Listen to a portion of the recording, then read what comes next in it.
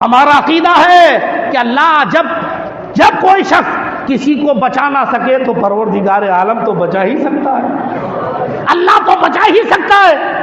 اب کوئی سوچ سکتا ہے کہ جس بچے کو کنویں میں ڈال دیا گیا اسے کنویں سے نکالا جائے گا، شہر میں لے جایا جائے گا، بادشاہ بنایا جائے گا؟ کوئی سوچا بھی تھا؟ مگر یہ خدا کی قدرت ہے، کنویں میں ڈال دیا گیا۔ رب نے فرمایا جبریل کیا دیکھتا ہے؟ میرا محبوب کو کنویں میں ڈال دیا گیا، جلدی جا بچا، جلدی جا بچا۔ حضرت جبریل چلے، جنت سے تختہ لیا، حضرت یوسف کو ڈالا گیا، ابھی پانی تک پہنچے نہیں، حضرت جبریل نے جنتی تخت بچھایا، حضرت یوسف جا کر وہاں جلوہ گر ہو گئے۔ تو تمہارے رب کی یہ قدرت ہے کہ جن کو بچانا ممکنات میں سے نہ تھا، رب نے چاہا یوسف کو وہاں بھی بچا لیا۔ تو جو رب یوسف کو وہاں بچا سکتا ہے وہی رب تو اب بھی موجود ہے، وہی رب تو ہمیشہ موجود رہے گا۔ تو اگر دل سے دعا کرو گے وہ رب تمہاری مصیبتیں ضرور دور فرما سکتا ہے۔ بچا لیا گیا۔ اب حضرت یوسف کے نیچے تخت بچھا دیے گئے، ایک قافلہ آیا، پانی ختم ہو گیا، بالٹی ڈالا کہ پانی اٹھایا جائے، حضرت یوسف بالٹی میں بیٹھ گئے۔ اب جو بالٹی اٹھائی گئی تو دیکھا رہے یا بشرا ھذا غلام، سورہ یاسین میں ہے، کہہ رہے یہ تعجب کی وجہ بہت خوبصورت لڑکا ہے۔ اب رب کی قدرت دیکھو، یوسف کو بچایا۔ اب یہ لوگ اس بچے کو لے گئے بازار مصر میں بیچ دیا۔ بازار مصر میں بکتے بکتے عزیز مصر یعنی مصر کے بادشاہ تک پہنچ گئے۔ مصر کے بادشاہ تک پہنچے، مصر کی بادشاہ کی بیوی حضرت زلیخا، پھر ان کو حضرت یوسف کے ساتھ معاملات ہوئے جس کا ذکر سورہ یوسف کے اندر ہے۔ پھر حضرت زلیخا کے ساتھ حضرت یوسف کا نکاح ہوا۔ جنت میں جتنی عورتیں جائیں گی سب جوان جائے گی، بوڑھی کوئی نہ جائے گی، صرف حضرت زلیخا ہی بوڑھی جائے گی، کیونکہ حضرت یوسف کی وجہ سے رب ذوالجلال نے کائنات میں کوئی پیدا ہوا جو بوڑھا کو جوان بنا دے، گزری عمر کو لوٹا دے کوئی پیدا ہوا ہے؟ ٹائم اور اسپیس کو کوئی روک سکتا ہے؟ گزرے زمانے کو کوئی پلٹا سکتا ہے؟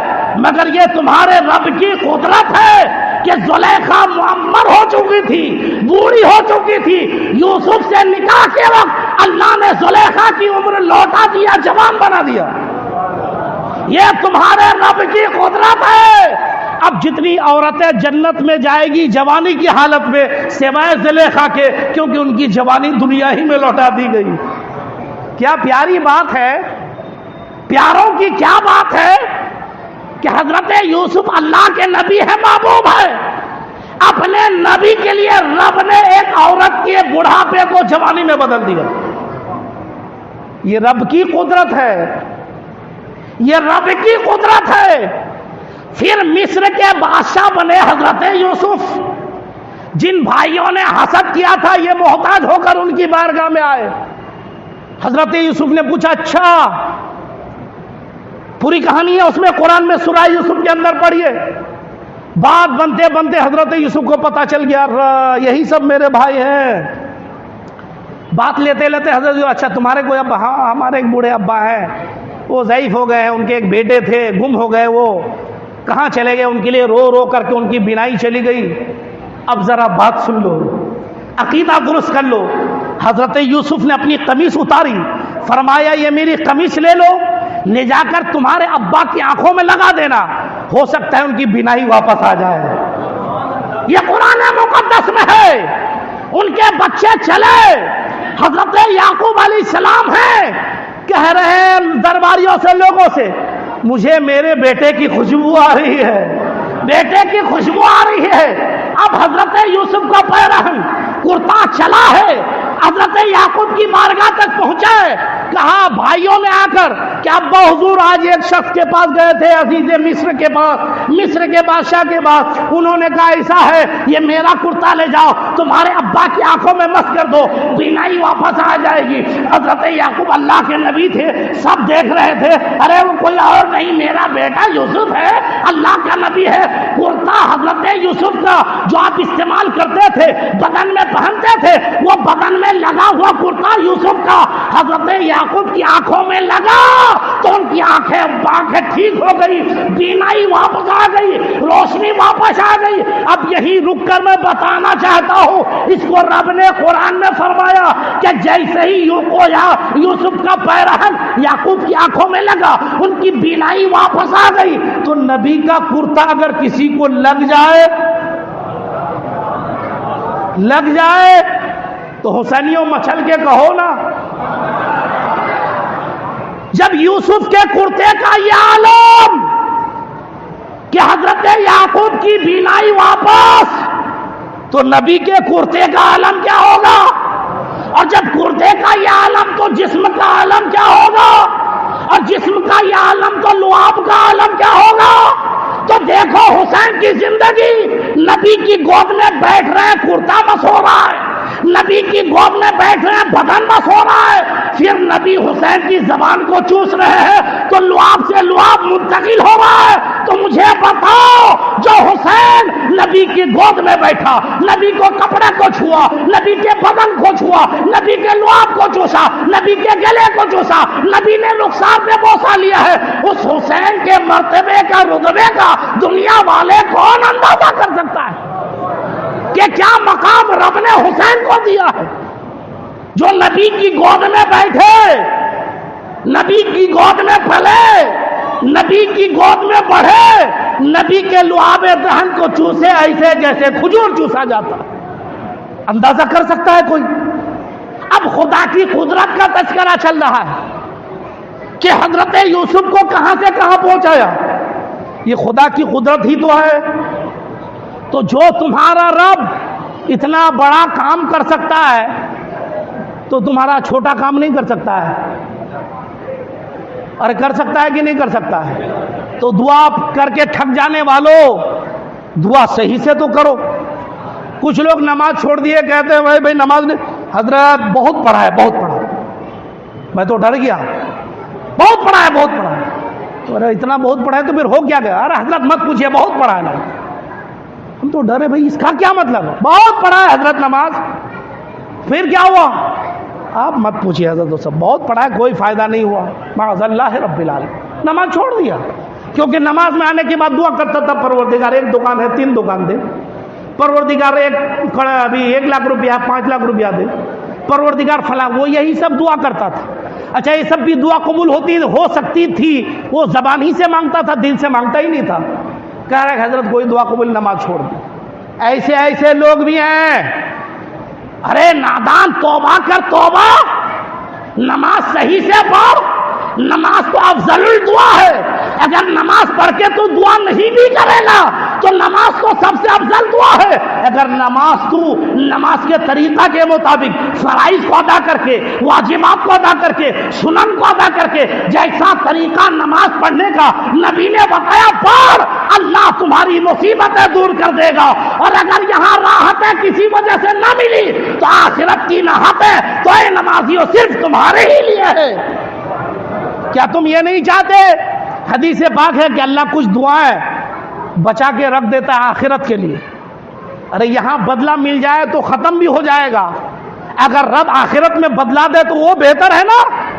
اس لیے دعا کر کے تھک جانے والوں تھکو مت، ہو سکتا ہے تمہاری دعائیں سیف ہو رہی ہیں، آخرت میں جب بدلہ ملے گا تو کہو گے ارے باپ اتنی بڑی نیکیاں، اتنا بڑا ثواب۔ تو مایوس ہونے کی ضرورت نہیں ہے، رب سے مانگتے رہو، جب مانگو گے تو رب دے گا، بن مانگے اتنا دیتا ہے کہ حضرت ابراہیم کا واقعہ سنا ہے، نمرود نے آگ لگائی، اتنی لمبی چوڑی آگ جلائی کہ شاید آج تاریخ میں اتنی لمبی آگ کوئی جلا بھی نہیں سکتا ہے۔ حضرت ابراہیم کو منجنیق کے ذریعے ڈال دیا، ڈالا نا، ارے قرآن میں ہے کہ نہیں؟ سورہ ابراہیم بھی ہے، دوسری سورتوں میں بھی تذکرہ موجود ہے. آگ میں ڈال دیا. حالانکہ حضرت ابراہیم تو دعا بھی نہیں کی کہ رب مجھے بچا لے، دعا بھی نہیں کیا. حالانکہ کچھ فرشتوں نے کہا تھا خلیل کوئی حاجت ہو تو بتاؤ، تو حضرت خلیل نے کہا کہ حاجت تو ہے لیکن تمہیں بتا کے کیا کروں گا، جس کو بتانا ہے وہ جانتا ہے، وہ تو جانتا ہے. آگ میں ڈال دیا گیا ابراہیم کو، دعا بھی نہیں کی گئی. جب ڈال دیا گیا تو رب نے فرمایا جبریل میرا خلیل پھر آزمائش میں ہے، جا جا بول دے آگ کو کہ آگ تمہارا کام جلانا تھا، آج جلانا نہیں آج بجھانا ہے. ارے آپ کے رب ہمارے رب کی قدرت ہے، آگ سے بجھانے کا کام لے، پانی سے جلانے کا کام لے، یہ رب کی قدرت میں ہے اور رب نے کر کے دکھایا ہے. آیت نازل کر دی قل یا نار کونی بردا وسلاما علی ابراہیم. آج بھی کہیں آگ لگے تو یہ آیت تلاوت کیجئے، یا نارو کنی بردم و سلام علی ابراہیم، پھونک ماری آگ بک جائے گی. جبریل لے کے اترے، آگ ٹھنڈی ہو جا، سلامتی والی ہو جا. یا نارو کنی بردم و سلام علی ابراہیم. نمرود نے تو سوچا ابراہیم کا کام تمام ہو گیا، کافی دیر تک آگ میں رہنے کے بعد سوچے تھے کہ معاملہ ختم ہو گیا. اب جب تھوڑی دیر کے بعد حضرت خلیل آگ سے مسکرا کر نکل رہے ہیں، اب فرعون کا حواس باختہ، اب فرعون بدحواس کہ اتنی بڑی آگ سے نکلا کیسے؟ تو ابراہیم نے فرمایا نمرود میں نے کہا تھا نا کہ ہم رب کو مانتے ہیں، خدا کو جو ہر شے پر قادر ہے.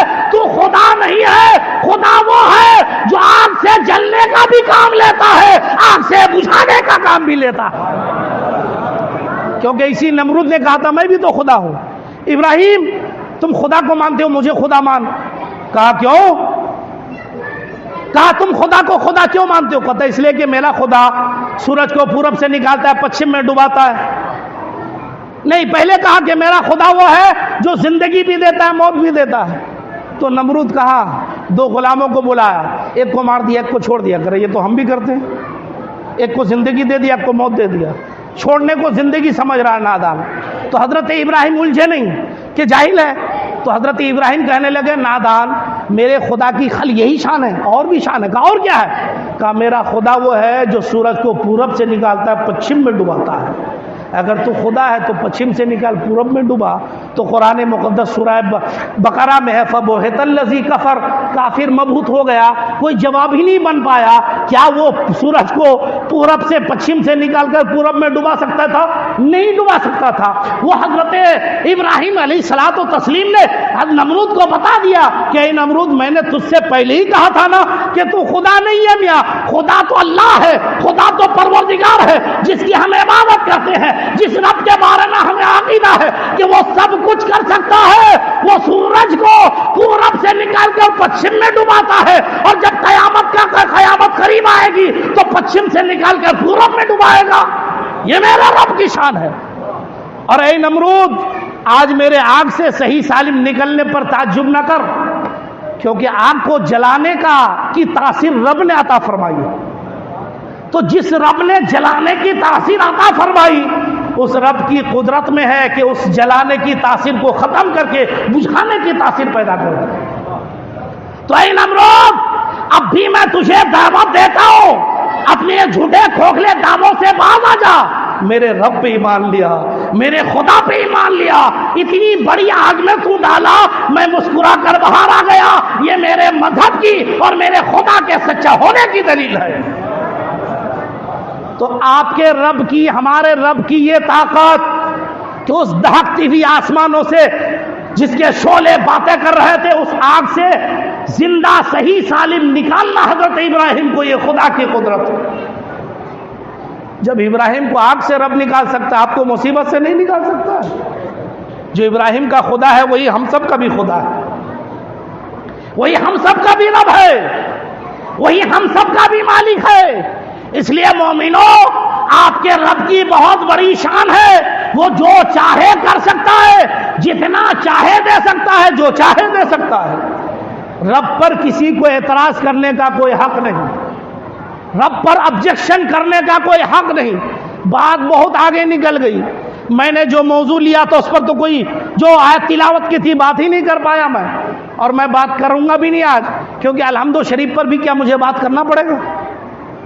میں نے موضوع سخن بنایا تھا الحمدللہ رب العالمین الرحمن الرحیم، تمام تعریف اللہ تعالیٰ کے لیے جو سارے جہان کا رب ہے، جو رحمان ہے، جو رحیم ہے، مالک یوم الدین، یوم جزا کا مالک ہے۔ ایاک نعبد، تو اے پروردگار ہم تیری ہی عبادت کرتے ہیں، وہ ایاک نستعین، اور تجھ سے ہی مدد طلب کرتے ہیں۔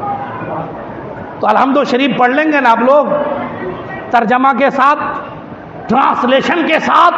ارے الحمد پڑھ لو سمجھ کر تو ایمان تازہ ہو جائے گا، خدا کی قدرتیں دکھ جائے گی۔ بات الحمد کی آ گئی تو کہہ دوں، مولا کائنات شیر خدا کو تو جانتے ہی ہوں گے، کتنے لوگ جانتے ہیں مولا کائنات کو؟ جاننے کے طریقے سے جانتے ہیں نا، مولا کائنات کو صحیح سے جاننا پڑے گا۔ حضرت عیسیٰ کو جاننے میں لوگوں نے دھوکہ کھا گیا تو کہاں سے کہاں معاملہ چلا گیا، اس لیے مولا کائنات کو بھی صحیح سے جاننا ہوگا۔ اگر مولا کائنات کو جاننے میں دھوکہ کھا گئے تو معاملہ کہیں سے کہیں جا سکتا ہے۔ اس لیے میں کہہ رہا ہوں مولا کائنات کو سمجھو، حضرت علی کو سمجھو، باب العلم کو سمجھو، یہ باب العلم ہے، علم کے دروازے ہیں۔ ایک یہودی آیا کہنے لگا علی تم کہتے ہو کہ مجھ سے جو بھی پوچھے گا سوال میں قرآن سے دے دوں گا جواب۔ اب ایک بہت دلچسپ بات ہے، ایک یہودی آیا، آنے کا مطلب علی تم کہتے ہو کہ میں ہر چیز کا جواب قرآن میں موجود، کہا ہاں ہے۔ تو یہودی آیا، اس کی تھوڑی سی داڑھی تھی، 2-4 بال۔ تو یہودی نے کہا کہ بتاؤ میرے یہ 2-4 بال ہیں اور تمہاری داڑھی پوری گھنی ہے، بتا قرآن میں کہا ہے۔ بظاہر کتنا مشکل جواب تھا نا، یار اس کا قرآن میں کہاں ہوگا، لیکن وہ ہے مولا کائنات، وہ ہے باب العلم۔ ارے توجہ ہے، مولا کائنات کا علم دیکھنا چاہتے ہو تو مولا کائنات فرماتے نادان ہے تو قرآن میں، کہاں سورۃ الاعراف میں ہے، والبلد الطیب یخرج نباتہ باذن ربہ۔ حضرت علی مولا کائنات سورۃ الاعراف کی آیت تلاوت کر کے سناتے ہیں کہ اللہ قرآن میں فرماتا ہے جو بہتر شہر ہوتا ہے، جو زرخیز زمین ہوتی ہے، اس کی سبزی، اس کی جو ہریالی ہوتی ہے وہ بہت اچھے سے آتی ہے، اور جو بنجر زمین ہوتی ہے اس کی ہریالی صحیح سے آتی نہیں ہے۔ تو اے یہودی تمہاری ٹھوڑی یہ بنجر زمین کی طرح ہے، اس لیے مختصر بالا ہے، میری ٹھوڑی زرخیز زمین کی طرح ہے، اس لیے کافی بالا ہے۔ اللہ نے تیری بھی داڑھی کا ذکر قرآن میں کیا، میری بھی داڑھی کا ذکر قرآن میں کیا۔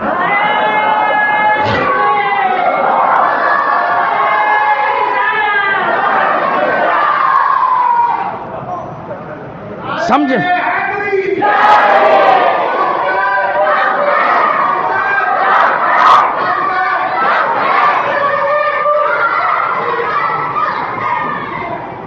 علی ہے باب العلم۔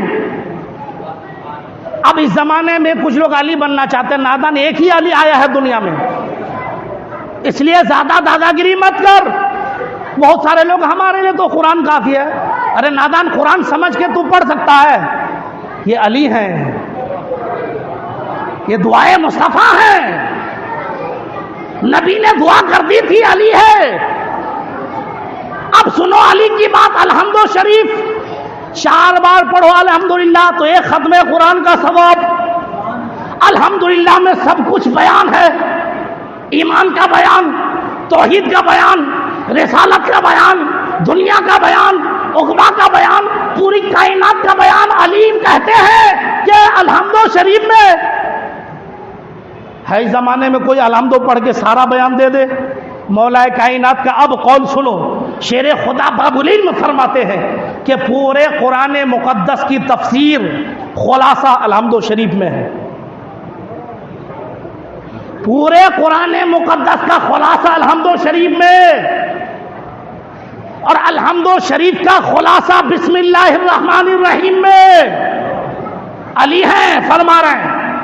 اور بسم اللہ الرحمن الرحیم کا خلاصہ با میں، بسم اللہ کے با میں، اور بسم اللہ کے با کا خلاصہ با کے نقطے میں.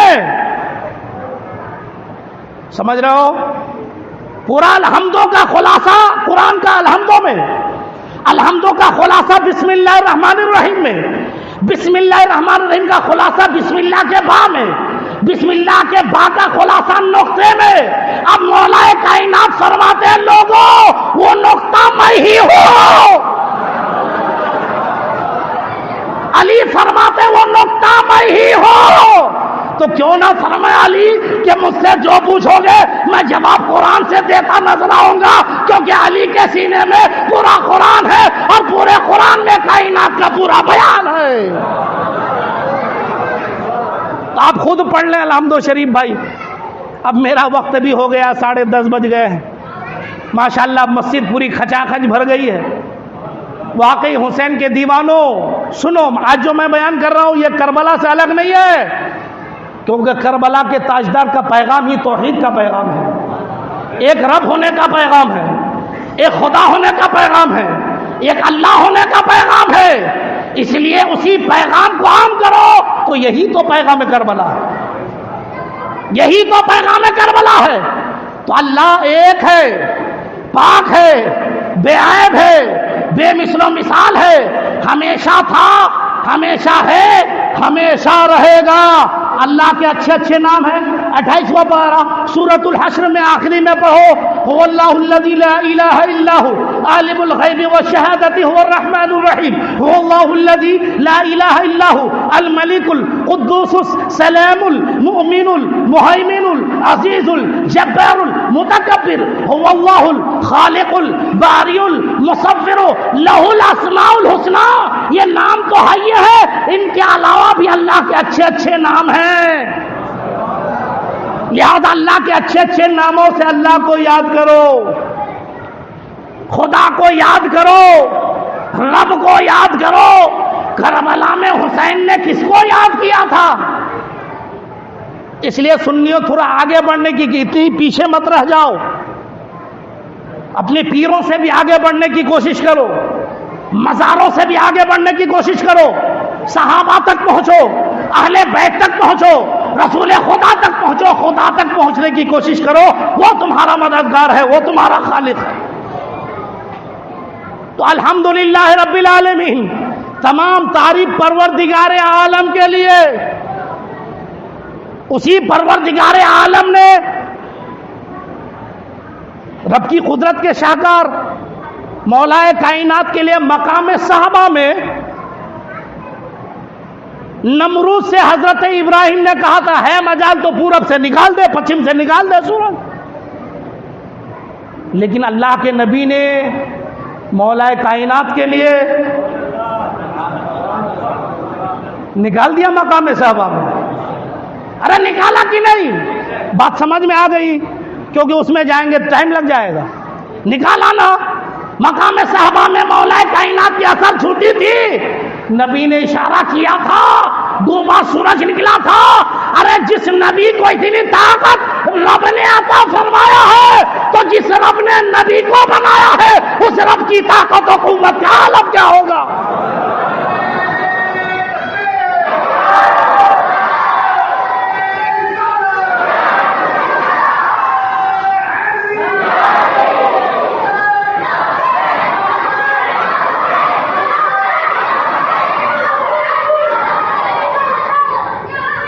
اب اللہ پر ایمان تازہ ہوا آپ کا؟ ارے اللہ کی شان سنے گی نہیں میاں؟ پورا قرآن اللہ کی شان ہے. اب زیادہ بیان کرنے کا ٹائم نہیں ہے. قرآن پڑھو، خدا کی شان سنو، فخر کرو کہ ہمیں رب ملا ہے، خدا ملا ہے، سچا رب ملا ہے. ہمیں ادھر ادھر سر جھکانے کی ضرورت نہیں پڑتی ہے. وہاں سر جھکاتے ہیں جس کو پاک کر کے صاف کر کے پہلے سے کلین کیا جاتا ہے، پھر سر جھکاتے ہیں. یہاں سر مارنا، وہاں سر مارنا، یہاں یہ مسلمانوں کا شیوا نہیں. یہ نبی نے ایمان دے کر بچا لیا ہم لوگ. اب مومن کا سر جھکے گا تو پاک جگہ میں، پوتر جگہ میں، اور ایسی پاک جگہ میں کہ دنیا میں اس سے بہتر پاک جگہ ہے ہی نہیں، وہ مسجدیں ہیں۔ قیامت قائم ہوگی تب بھی یہ مسجدیں ہلاک نہ ہوں گی، اللہ اٹھا کر جنت میں جگہ دے دے گا۔ جب وہاں ہم لوگ دیکھیں گے بیگم مسجد یہاں، کتنی خوشی ہوگی، کتنی خوشی ہوگی۔ اسی کو خوشی ہوگی نا جو بیگم مسجد سے محبت کیا ہے، اور محبت کا مطلب کیا ہے؟ ارے بڑی اچھی لگ رہی ہے، نماز پڑھا ہے تو نماز پڑھیں گے نا آپ لوگ انشاءاللہ۔ ارے یہ محرم کے مہینے ہیں میاں، نماز پڑھو، نماز حسین کا پیغام ہے، نماز رب کا حکم ہے، نماز مصطفیٰ کی آنکھوں کی ٹھنڈک ہے، نماز حسین کی بے قراری کا علاج ہے، نماز حسین کی بے چینی کا علاج ہے، نماز۔ اس وقت تک حسین گئے ہی نہیں خدا کی بارگاہ میں جب تک سجدہ نہ کر لیا۔ اس لیے مسلمانوں، میرے بھائیوں، نماز کی پابندی ضروری ہے۔ اب ہمارا ایمان تازہ ہوا، ہم فخر سے کہیں گے کہ ہم مسلمان ہیں۔ اس رب کی طاقت و قوت کا اقرار کرو کہ اس سے بڑی طاقت اور کوئی ہے ہی نہیں، وہ جو کر سکتا ہے کوئی نہیں کر سکتا۔ الحمدللہ ہم سب کا ایمان اسی رب ذوالجلال پہ ہے، ہم سب کا ایمان اسی پروردگار عالم پہ ہے، ہم جئیں گے بھی اسی رب کو مانتے ہوئے، مریں گے بھی اسی رب کو مانتے ہوئے۔ انشاءاللہ آج کا یہ بیان توحید پہ اللہ ایک پر ہے، آپ نے سماعت کیا، ورنہ توحید پہ تقریریں بھی بہت کم ہوتی ہے، کرنے والے بھی بہت کم ملتے ہیں، لیکن سچ پوچھو تو مجھے اللہ اور رسول اللہ پہ تقریر کرنے میں جو بات ہے، زندگی بھر اگر مائک میں یہ بیٹھا دے اور کہے کہ اب آپ اللہ رسول ہی پہ بولتے رہیے، تو میں تو کہوں گا کہ میری آخری سانس تک بس اللہ و رسول ہی کا ذکر نہیں، ان سے بہتر ذکر کس کا ہو سکتا؟ ارے قرآن کی جو آیت پڑھو، جو سورت پڑھو، اللہ اور رسول اللہ ہے، اور ہے کیا ہے؟ اور خدا کی توحید اگر تمہارے سینے میں ہے، خدا کی ربوبیت تمہارے سینے میں ہے، خدا کو ایک مانتے ہو، خدا کو سچا مانتے ہو، خدا کو معبود مانتے ہو، اسی عقیدے پہ قائم رہو گے تو دنیا کی کوئی طاقت تمہیں مٹا نہ سکے گی۔